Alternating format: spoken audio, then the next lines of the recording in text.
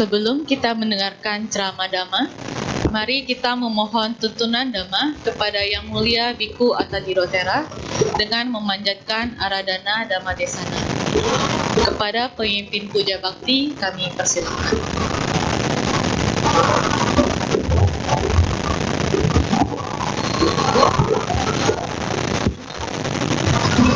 Marilah kita bersama-sama memanjatkan Aradhana Dhamma Desana.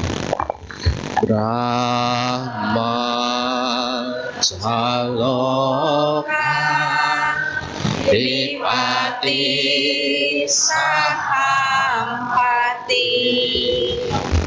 Katanjalian Iwara Ayacata Santi Dasata Paraja Kajatika Desetu Dhamma Anuka Bimang Paja. Brahma Sahampati, penguasa dunia ini, beranjali dan memohon.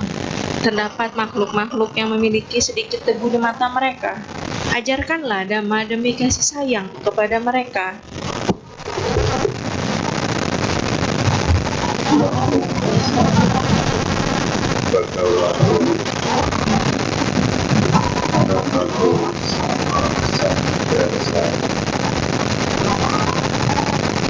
Namo tassa bhagavato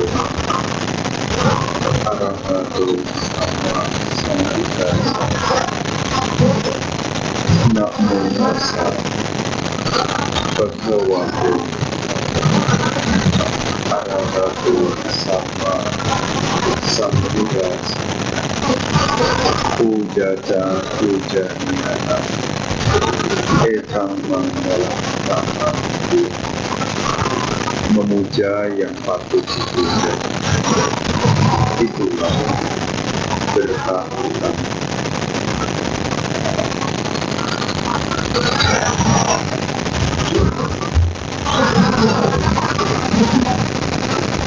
Biku Sangga yang termuliakan,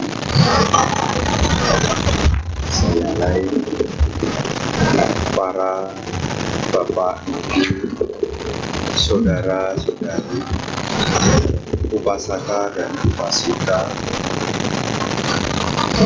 Selamat sore, terpujilah Sang Namo Buddhaya. Merupakan satu keberkahan bagi kita, yang mana di kesempatan ini kita bisa kembali menggunakan sebagian waktu yang kita untuk bersama-sama di dalam melakukan kebajikan. Para bapak dan ibu dan saudara sekalian, hari ini kita di Wihara Dharma Sutapit bersama di dalam rangkaian peringatan Hari Suci.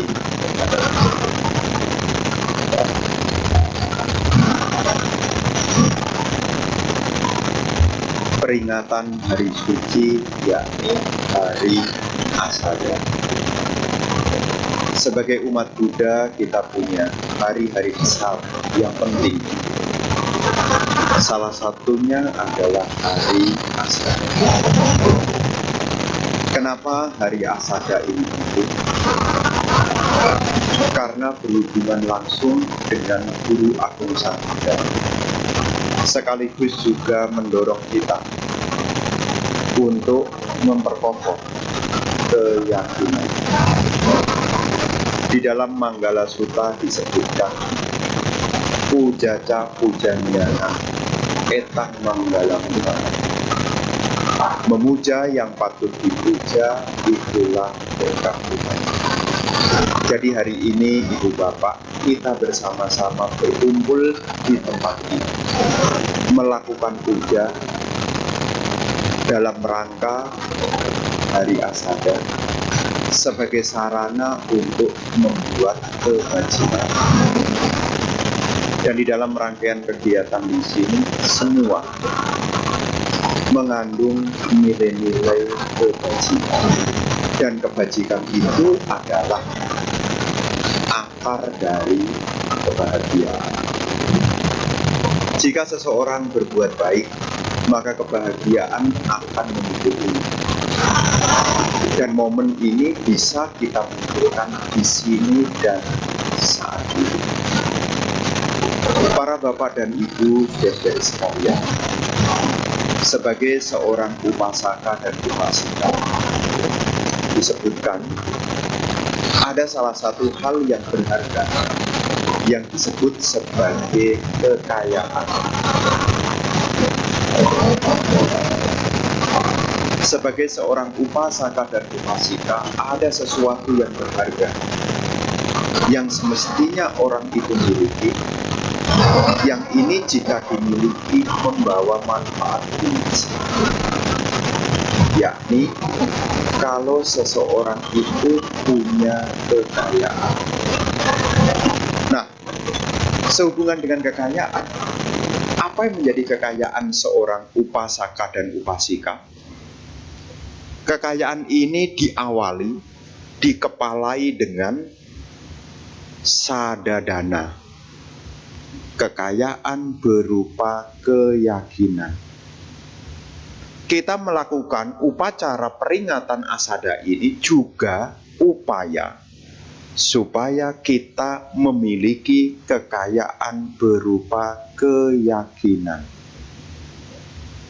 Karena keyakinan itu punya sebab terdekat. Seseorang punya kekayaan berupa keyakinan, punya sebab terdekat. Sebab terdekat munculnya keyakinan adalah mendengarkan dhamma dan juga melakukan puja. Jadi selama umat Buddha itu masih gemar mendengarkan dhamma, masih tertarik melakukan puja bakti, maka umat Buddha itu tidak akan pernah kurang kekayaan di dalam keyakinan. Tetapi kalau jadi umat Buddha, puja bakti opsi yang terakhir. Kalau tidak ada jadwal baru datang. Mendengarkan dhamma juga kalau lagi susah baru keingat mendengarkan dhamma. Bagaimana mungkin munculnya kekayaan berupa keyakinan? Karena seseorang bisa mengembangkan kekayaan-kekayaan yang lain seperti siladana, sutadana, cagadana, termasuk juga panyadana. Itu dikepalai oleh sadadana. Makanya tadi siang saya juga bercerita kepada kelompok Sukawaga, kelompok bahagia, yang isinya adalah Jarawaga, orang tua-tua. Saya cerita di sana bahwasanya belajar dhamma untuk punya keyakinan itu modalnya cuma satu, gampang sebetulnya belajar dhamma. Tidak sulit, asal mau mendengar. Jadi kalau kita mau menumbuhkan keyakinan, syaratnya gampang, asal mau mendengar. Makanya kalau ikut puja bakti, selama mau mendengar, dari mungkin ya 100%, kalaupun tidak sampai 100%, ya 50% masih ada yang nyambung. Kalau tidak sampai 50%, minimal ya 10% lah, sadu-sadu terakhir. Jadi itu juga akan punya nilai berupa keyakinan. Kenapa Sang Buddha menyebut sada itu adalah harta? Karena namanya harta itu sifatnya membantu. Makanya kalau orang itu banyak harta, sebetulnya orang itu punya kesempatan banyak membantu. Demikian pula kalau orang itu punya kekayaan berupa keyakinan, hidupnya akan terbantu. Baik itu di dalam silanya juga akan terbantu.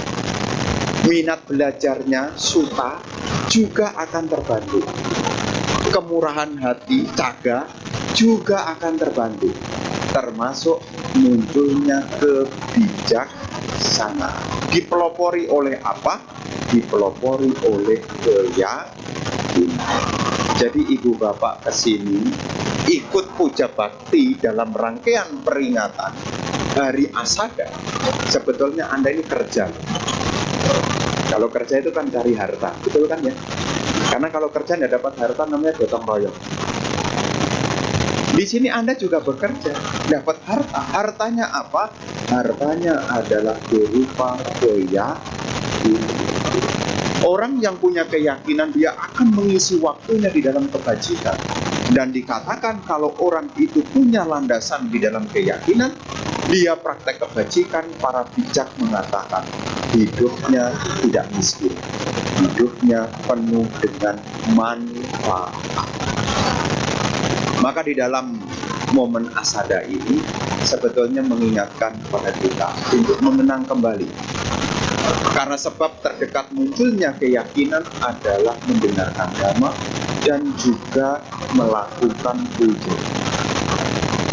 Karakteristik dari keyakinan, karakteristiknya orang punya keyakinan.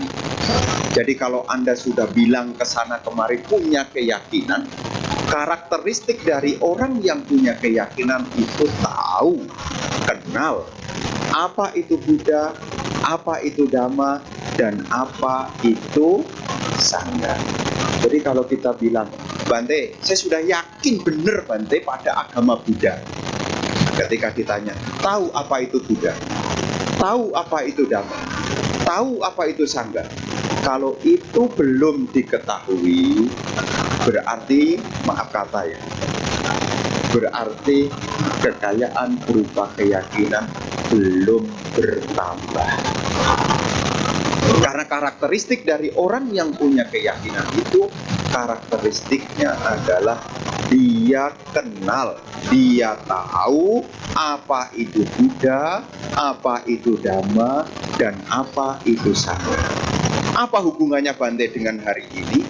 Hari ini sebetulnya salah satu ciri dari Hari Asada adalah lengkaplah Ratana, Buddha Ratana, Dhamma Ratana, dan Sangha Ratana. Ratana itu apa? Ratana itu apa?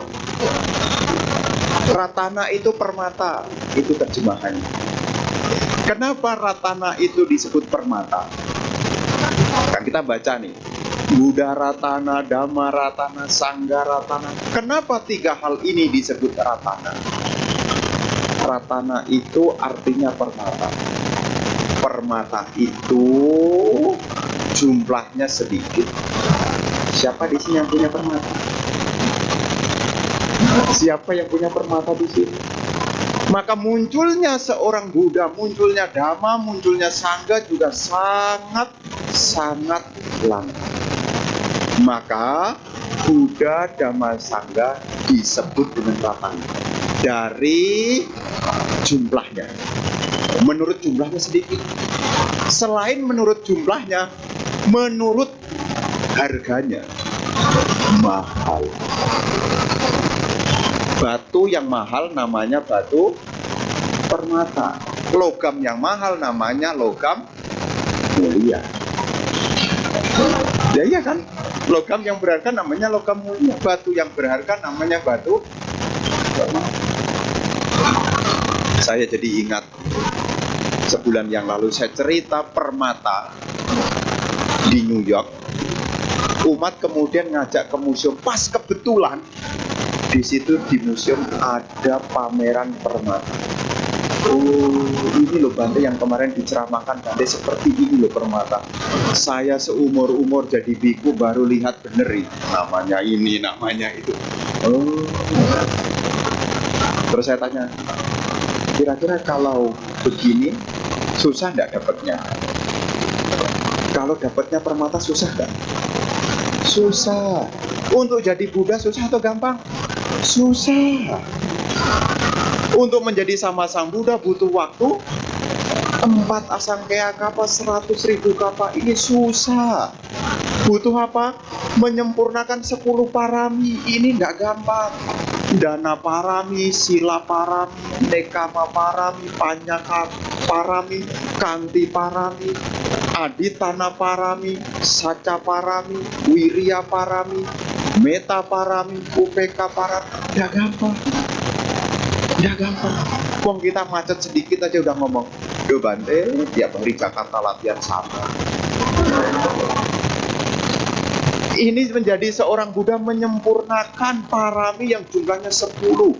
Dan itu melalui 3 level. Siapa yang mampu? Terlalu mahal. Kalau saya renung-renungkan, rasanya saya sendiri kalau jadi sama Sang Buddha kok nggak sanggup. Kalau Anda membaca, Anda kenal tentang bagaimana seorang bodhisatta menyempurnakan 10 parami, tidak gampang. Maka kenapa pencapaian beliau disebut ratana? Selain jumlahnya langka, ratana itu harganya mahal. Meninggalkan anak istri, mengorbankan istana, mengorbankan kedudukan yang orang umumnya tidak akan mampu kerjakan. Jadi, selain jumlahnya, harganya. Dan permata ini jika dimiliki akan mendatangkan pahala yang besar. Makanya kalau berbuat baik atas nama Buddha, berbuat baik atas nama Dhamma, berbuat baik atas nama Sangha, artinya Anda offer dana yang dedikasinya untuk keberlangsungan Buddha Sasana, itu punya nilai pahala yang sangat besar. Termasuk kalau Anda mendukung kegiatan-kegiatan pelestarian Buddha Sasana. Kenapa? Karena kualitas ada di dalam Buddha, Dhamma, dan Sangha. Maka nanti jadi umat Buddha kalau ditanya, sudah ngerti kan apa itu ratana? Sudah ngerti kan apa itu ratana? Ini diulang lagi loh kalau nggak ngerti loh.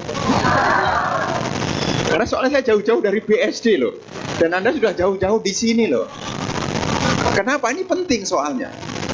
Karena kalau tidak diulang hal yang sepele, yang sederhana, ini tidak tahu. Karena ini adalah hal yang paling pokok yang sifatnya sada.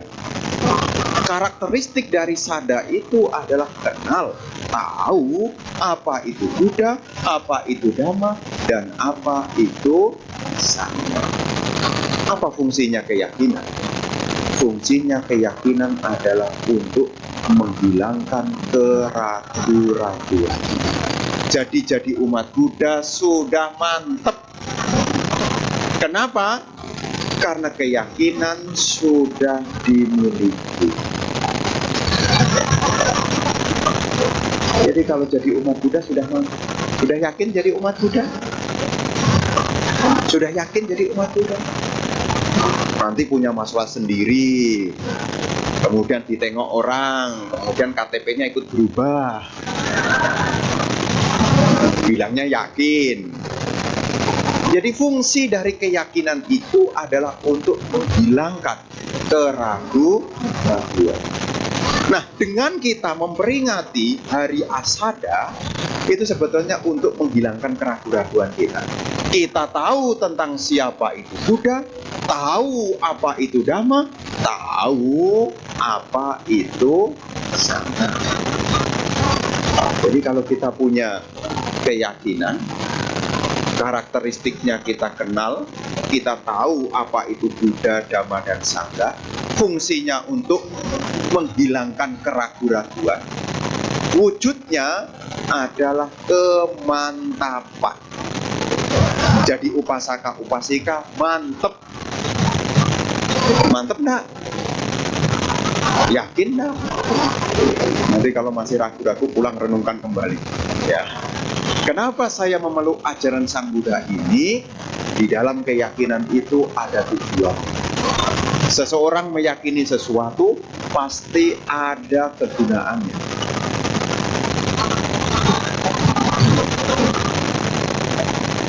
apa? Hah? Sengaja supaya melek Anda. Ini apa? Kira-kira kalau kita haus, kira-kira kita pilih minum yang mana? Kalau haus pilih yang mana? Ini ada gulanya loh. Oh, saya pilih yang putih, Bante. Lah kenapa? Soalnya yang teh ini masih panas. Saya kalau minum yang teh ini saya tidak yakin kalau haus saya hilang. Nah, kenapa Anda meyakini sesuatu? Karena Anda tahu manfaatnya. Sama kenapa kita punya keyakinan kepada Buddha, Dhamma, dan Sangha, karena kita tahu manfaatnya. Apa manfaat terdekat kalau kita tahu Buddha, Dhamma, dan Sangha? Manfaat terdekat di dunia ini kita akan bahagia. Di dunia ini. Kalaupun dalam hidup ini kita belum sukses mencapai arahat, setelah kematian datang, kita akan lahir di alam bahagia. Jadi tidak ada ceritanya sebagai umat Buddha kok jatuh di alam menderita, itu tidak ada ceritanya. Selama dia kenal apa itu Buddha, apa itu Dhamma, apa itu Sangha. Jadi nanti kalau jadi umat berumah tangga, upasaka, upasika, kena promosi tentang surga. Karena sebagian ada yang bertanya, Bante, nanti yang menyelamatkan saya siapa? Nanti yang menyelamatkan saya siapa ya, Bante? Wah, kok saya tidak yakin ada yang menyelamatkan saya ya, Bante? Yang menyelamatkan diri Anda adalah keyakinan Anda. Kalau Anda punya keyakinan kepada Buddha, Dhamma, dan Sangha, maka akan menggunakan waktu Anda di dalam sila, di dalam sutta, di dalam caga, dan di dalam kebijaksanaan. Coba direnungkan. Jadi tidak usah ragu-ragu. Nanti yang menyelamatkan saya siapa? Kalau seseorang itu sudah kenal tentang Buddha, tentang Dhamma, tentang Sangha, maka seseorang itu akan tahu arah dan tujuan. Nah, hari Asada ini sebetulnya nanti berbicara tentang arah dan tujuan. Setelah Sang Buddha mencapai pencerahan di bulan Waisak, selama 7 minggu, beliau berdiam di sekitar Bodhgaya. Setelah melewati 7 minggu di sana, beliau sempat berdiam diri. Karena beliau melihat dhamma yang beliau temukan ini tidak gampang untuk dipahami, sulit untuk dimengerti bagi mereka yang masih memiliki kegemaran pada dunia ini. Beliau kemudian berpikir, kalau saya mengajarkan dhamma, saya hanya lelah. Kemudian beliau berdiam diri. Pada saat itulah muncul Brahma Sahampati. Brahma Sahampati memohon agar Sang Buddha mengajarkan. Kenapa mesti dimohon, Bang? Bukankah perjuangan 4 asangkaya kapa 100.000 kapa itu demi membantu semua makhluk? Mengapa mesti dimohon, Bang? Jawabannya adalah Dhammata. Dhammata itu apa? Sudah hukumnya harus begitu. Dhamma tidak akan dibabarkan kalau belum ada yang meminta. Tidak hanya Buddha sekarang, tetapi juga Buddha yang lalu. Sudah hukumnya. Seperti ada pertanyaan dari salah satu murid yang pandai. Setelah Pangeran Siddhartha dilahirkan dari ibu Ratu Maya, beliau berjalan 7 langkah ke arah utara. Anaknya tanya, kok arahnya kok ke utara ya, Bang?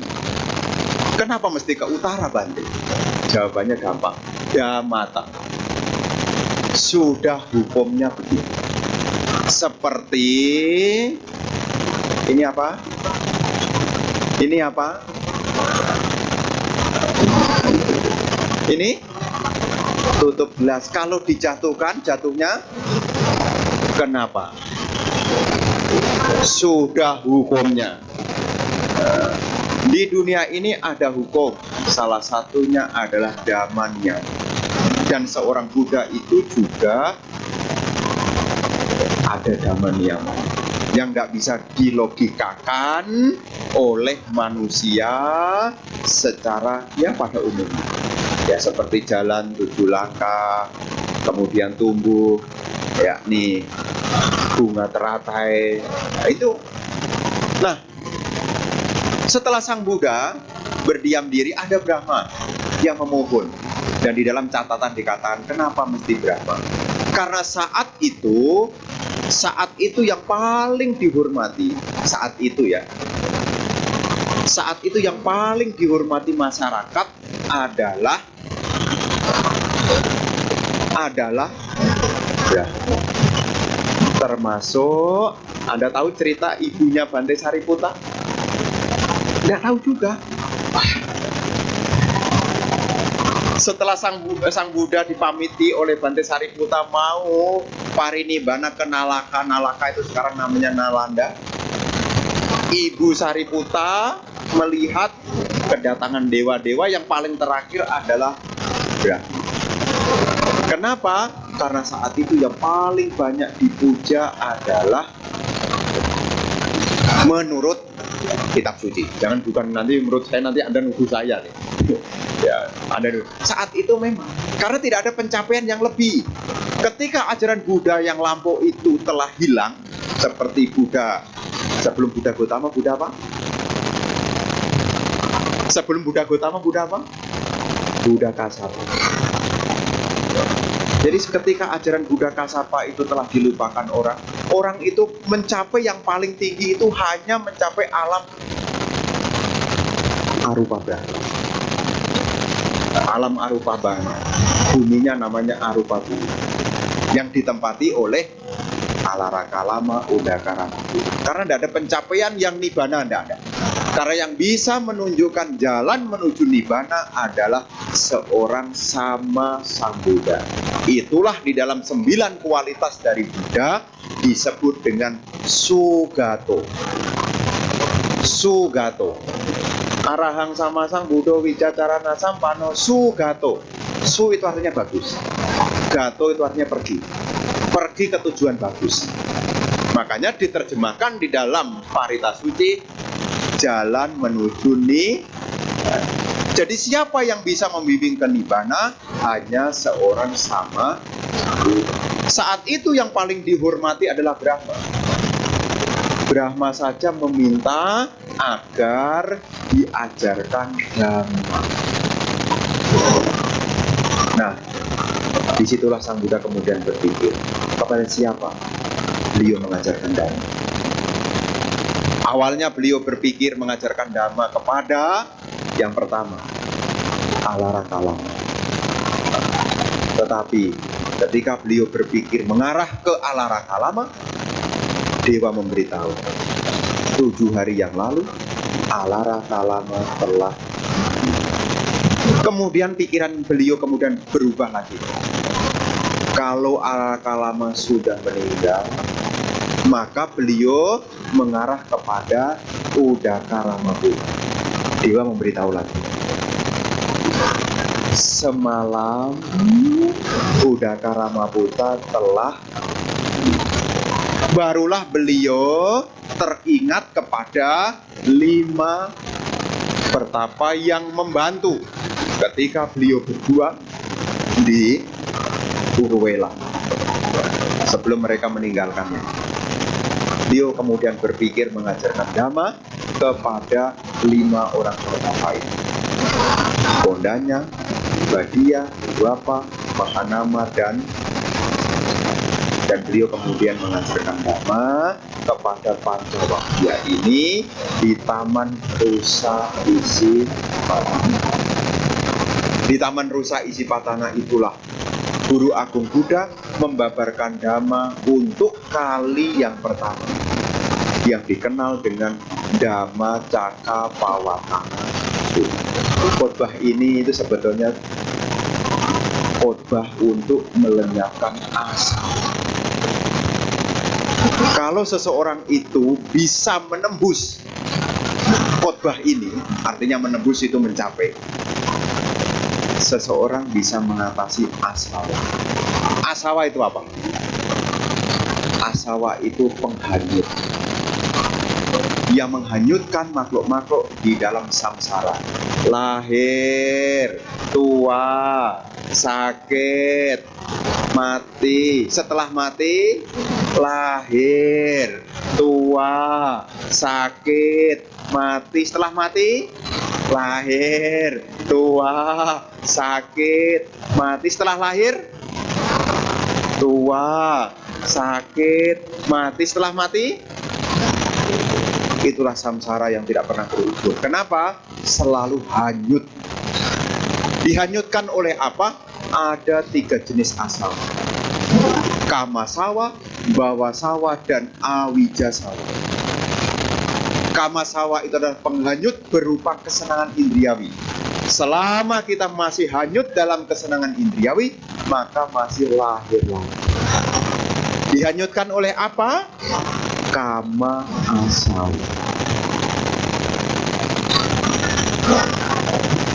Makhluk-makhluk yang lahir di alam menderita karena keserakahan, karena kebencian, yang dimotori oleh apa? Nafsu. Seseorang bisa serakah, seseorang bisa benci, seseorang bisa gelap batin karena seseorang itu terbawa oleh nafsu. Namanya kama asawa. Dihanyutkan, ditenggelamkan oleh nafsu. Lahir lagi. Lahir lagi. Kalau bukan kama asawa, yang kedua, bawa asawa. Pengen lagi. Bawa itu kemenjadian, pembentukan, ingin lagi. Makanya kalau kita masih punya kegandrungan pada dunia ini, masih ada ingin lagi. Kalau cocok, bungkus. Kenapa? Masih ada dihanyutkan oleh bawa sawa. Kenapa kok kita sulit untuk keluar? Karena mata kita masih dihanyutkan oleh awija sawa. Awija itu ketidaktahuan. Awija ini bisa dilenyapkan ketika seseorang itu punya kebijaksanaan. Disebutkan karakteristik dari panya adalah seseorang yang menembus 4 kebenaran Arya. Fungsi dari panya adalah untuk melenyapkan awija. Wujud dari panya adalah pencerahan. Sebab terdekat dari kebijaksanaan adalah samadhi. Maka kalau Anda pengen jadi orang bijaksana, pesan Bante, latihan meditasi. Kenapa? Karena dikatakan kebijaksanaan itu akan muncul sebab terdekatnya adalah samadhi. Tanpa samadhi, kebijaksanaan tidak akan pernah bisa muncul. Nah, disitulah Sang Buddha mengajarkan kepada Pancawagya Bhikkhu tentang 4 kebenaran Arya. Arya artinya luhur. 4 kebenaran ini hanya disajarkan oleh mereka yang luhur. Yang luhur di sini adalah orang-orang suci. Arya itu sebutan lainnya adalah orang suci. Apa yang diajarkan oleh orang suci? Ya, kebenaran Arya yang pertama, kebenaran Arya tentang penderitaan. Yang kedua, kebenaran Arya tentang kemunculan penderitaan. Kebenaran Arya tentang kepadaman penderitaan. Dan kebenaran Arya tentang jalan menuju kepadaman penderitaan. Dan ini hanya diajarkan oleh orang-orang suci. Jadi ciri dari orang suci, nanti kalau kita punya sahabat Dhamma yang sudah mencapai, apakah Sotapati Magga dan Pala, Sakadagami Magga dan Pala, Anagami Magga dan Pala, termasuk Arahata Magga dan Pala, apa yang beliau ajarkan tidak lain adalah 4 kebenaran.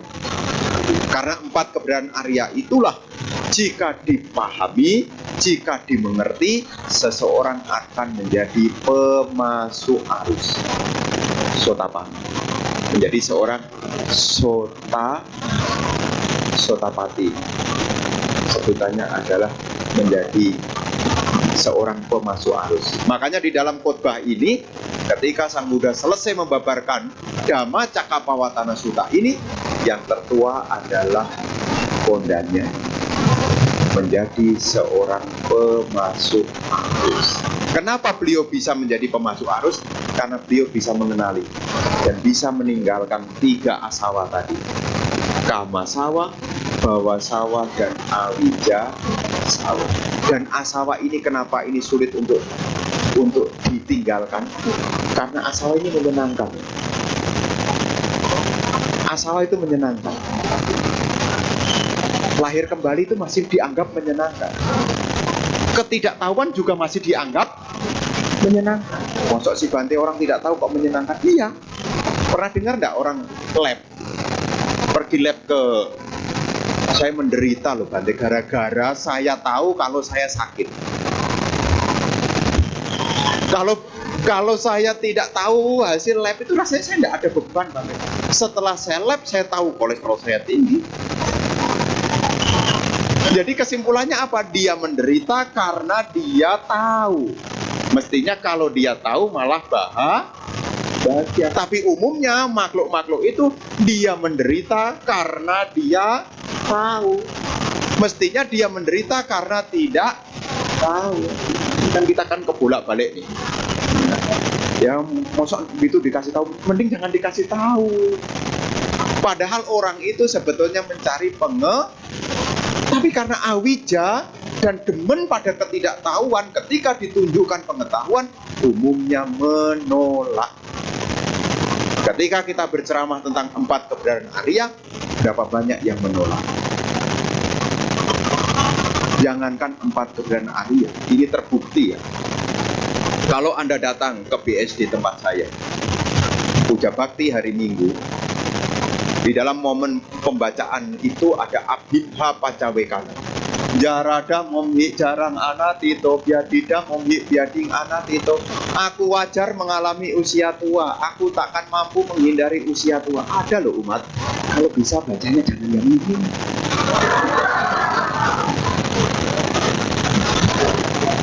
Lebih baik yang depannya, yang Brahma Wihara. Ahang sukito homi, niduko homi, awero homi. Saya senang yang ini. Giliran dikasih tahu kebenaran jarada momi jarang anatito, ada yang saya belum siap. Memang yang namanya di dalam melenyapkan asawa itu tidak gampang. Makanya kelahiran untuk keluar dari samsara itu sangat-sangat tidak gampang. Kenapa? Karena 3 hal ini masih digemari. Kama sawa masih digemari, bawa sawa masih digemari, termasuk awija sawa juga masih digemari. Terbukti kok. Gara-gara saya tahu jadi saya menderita, lebih baik saya tidak tahu. Itu sesat tuh. Gara-gara penjelasan karma buruk itu begini, karma buruk begini, akibatnya begini. Gara-gara Bante ceramah karma buruk itu, saya jadi takut tuh. Mending saya tidak dengar ceramah itu, jadi saya bisa leluasa berbuat jahat. Salah tuh mestinya tuh. Pernah dengar begitu enggak? Saya kalau ke wihara kayaknya belum siap saya. Kayak ceramahnya ini banyak evaluasi saya. Padahal kita dikasih tahu. Memang untuk keluar dari samsara ini tidak gampang, karena kita harus meninggalkan 3 asawa ini. Dan asawa ini bisa kita tinggalkan, bukannya tidak bisa. Bisa kita tinggalkan melalui pemahaman 4 kebenaran Arya. Yang di dalam jalan menuju kepadaman penderitaan termuat jalan mulia berunsur 8. Yang di dalamnya jika disingkat menjadi sila samadhi 4. Nah, ini salah satu hal. Kita tahu tentang Dhamma. Dhamma itu adalah ajaran yang membawa pada akhir penderitaan. Nah, nanti ibu bapak pesan Bante nih, karena waktunya juga tidak panjang-panjang.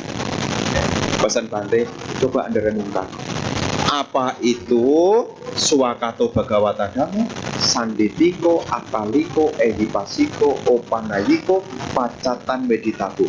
6 kualitas dhamma ini, pesan Bante, coba di apa sih maksudnya itu? Selain kita tahu apa itu Buddha, kita juga tahu apa itu Dhamma. Setelah Sang Buddha membabarkan Dhamma Cakkappavattana Sutta ini, yang tertua adalah Kondanya, menjadi seorang pemasuk arus.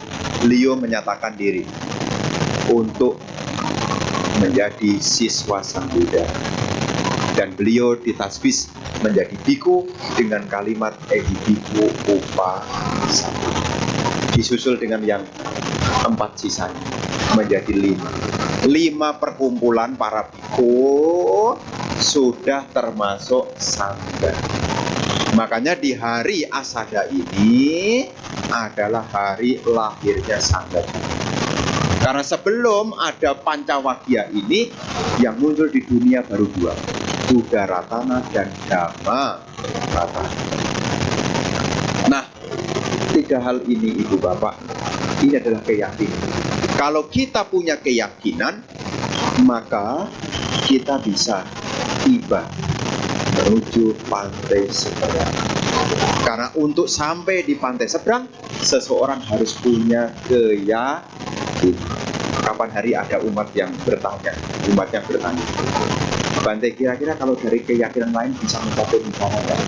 Saya bilang bisa, selama dia tahu apa itu Buddha, apa itu Dhamma, apa itu Sangha, dia bisa mencapai nibbana. Jadi kalau di antara Anda dari keyakinan lain kemudian hadir di sini, Anda bisa mencapai nibbana. Akhir dari penderitaan bisa dicapai selama Anda tahu apa itu Buddha, apa itu Dhamma, apa itu Sangha. Kenapa? Karena Tiratani seperti peta, mapnya. Kalau orang sudah tahu mapnya, tinggal jalani kok sampai. Asal jangan lama berhenti aja. Mau kemana, Cik? Mau ke Pluit. Lewat mana? Lewat tol baru belakang bandara. Tapi jangan turun kemudian di Kunciran. Kalau dari Serpong nanti belum sampai sini udah turun di Kunciran dan berhenti di situ kelamaan. Lama sampainya di sini. Buddha, Dhamma, dan Sangha seperti peta. Kalau peta sudah dipegang, ya kita tinggal mengikuti. Maka Sang Buddha menyebut Sang Tathagata hanyalah penunjuk arah. Engkaulah yang harus berusaha. Jadi Sang Buddha sudah membabarkan Dhamma kepada kita. Nanti Anda pahami, karena tema hari ini adalah memahami dan praktek Dhamma. Sebelum Anda mempraktekkan, Anda harus paham apa itu Buddha, apa itu Dhamma, dan apa itu Sangha. Nah, di hari Asada ini, 1 hari setelah hari Asada, para biku memasuki masa basa. Jadi setelah 1 hari purnama di bulan Asada, 2 hari yang lalu, Asada itu jatuhnya kemarin 2 hari yang lalu, Cabulnya kemarin, Cabul tanggal 15-nya. Ini tanggal 17 ini apa? 17 bahasanya apa nih? Cap apa nih? Nah, jadi kemarin masuk wasa. Nah, di momen para biku sangga menjalankan masa wasa, disitulah ada kebajikan yang bisa perumah tangga lakukan, yaitu mendukung biku sangga. Maka di dalam rangkaian hari ini, Ibu Bapak juga dikasih kesempatan untuk berdana kepada sangga. Yang mana dengan kita mendukung sangga, maka Buddha Sasana ini bisa bertahan dalam waktu yang lama. Selama sangga itu ada, maka ajaran Buddha itu tetap eksis. Tapi kalau yang jadi bikunya sudah mulai hilang, lama-lama dhammanya juga ikut hilang. Tapi kalau bantenya masih ada, orang praktek Dhamma juga masih ada, maka ajaran Sang Buddha itu juga tetap ada. Dan ini juga butuh dukungan dari umat Buddha. Nah, karena biku tidak bisa hidup tanpa adanya dukungan dari umat Buddha. Nah kalau gitu nanti kita mendukung sangga, sebetulnya kan yang untung sangga. Ada yang komen begitu? Kayaknya ada tuh dalam hati itu, siapa tuh? Sesungguhnya kita berpikir, kalau kita berpikir demikian, kita sebetulnya tidak punya keyakinan. Kalaupun kita membantu sangga, sebetulnya kita membantu diri sendiri. Tahu enggak asal tentang kenapa seseorang ada yang bisa ditasbih dengan ehibiku upasapada, kenapa ada yang tidak bisa ditasbih dengan ehibiku upasapada? Tahu enggak ceritanya? Cari sendiri. Ceritanya adalah kenapa orang yang bisa ditasbih oleh Sang Buddha dengan ehibiku upasapada, karena dulu dia pernah memberi kebutuhan para Buddha. Ticiwara, jubah luar sanggati, jubah luar sarung ticiwara, ikat pinggang, saringan air, pisau cukur, jarum, benang, namanya Attha Parikara. Kalau seseorang memberi ini dan itu dilakukan kontinu, nanti kalau kehidupan yang akan datang berdoa mau jadi biku, tidak kekurangan sponsor.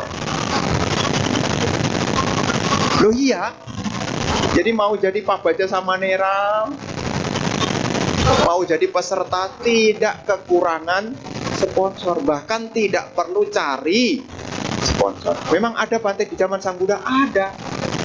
Anda tahu kisah Raja Pakusati? Raja Pakusati itu teman dari Raja Bimbisara. Raja Pakusati setelah mendengarkan dhamma dari Sang Buddha mencapai anagami. Tetapi Raja Pakusati tidak bisa ditasbih dengan ehibiku upasapada. Di saat beliau sudah menjadi seorang anagami, beliau cari kain jubah. Pada saat mencari kain jubah, beliau disudut sapi. Dan sapi itu adalah musuhnya di kehidupan yang jadi cari jubah. Kenapa? Karena di kehidupan sebelumnya kebajikannya belum sepenuhnya.